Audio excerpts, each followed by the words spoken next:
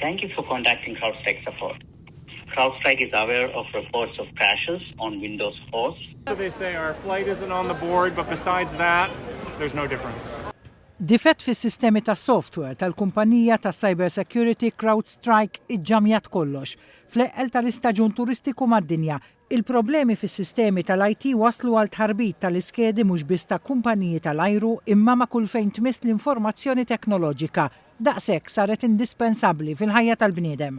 Ajruporti fosthom dak Malti b'titjiriet li jitilqu jew jaslu tard, linji tal-ajru li waqfu għal kollox it-titjiriet tagħhom u minn ħwienet ċentri kummerċjali sa sptarijiet, banek, servizzi ta' trasport pubbliku bħal ferroviji, kumpaniji tal-IT, kulħadd spiċċa lampa stampa.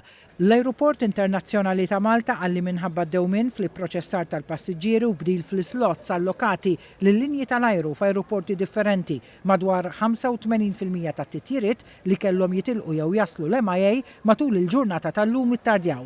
Kien hemm minqatta mal-10 sigħat jistenna li t-titjira titlaq. Intqal li għalkemm is-sistemi tal-ajruport ma ġewx affettwati, it-tim tal-IT qiegħed isegwi mill-qrib is-sitwazzjoni mal-linji tal-ajru affettwati bilan li malli s-sitwazzjoni tmur lura n-normal, is-sistemi tagħhom ikunu qed jaħdmu mingħajr iżjed dewmien. Iċ-Chairman Eżekuttiv ta' KM Malta Airlines David Kurmi qal li s-sistemi tal-kumpanija ma ntlaqtux. Qal li KM Malta Airlines qed tkompli segwi s-sitwazzjoni u li l-website tal-linja tal-ajru għadha għaddejja b'mod normali.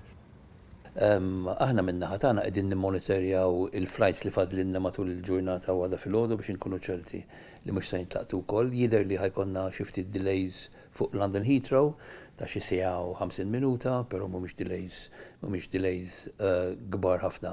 Ma jirriżultax li jista' jkollna xi disruption iktar serja minn daqshekk. L-ikbar problema fl-IT li laqtet id-dinja mill-2017 l-hawn. Tal-2017 kien attakk ċibernetiku. Tal-lum kien difett li żviluppa waqt li CrowdStrike kienet qed taġġorna xi sistemi tagħha tal-Microsoft. That screen is not normal. All flights grounded.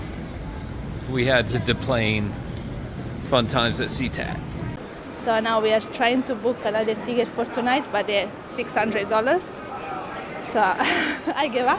Get a flight home somehow, somewhere, sometime, don't know. F'ajruporti mad-dinja screens li soltu jkollhom l-informazzjoni spiċċaw vojta. Il-kap eżekuttiv ta' CrowdStrike, George Kurtz, qal li l-kumpanija tagħmel minn kollox biex issolvi d-difetti li nqalgħu.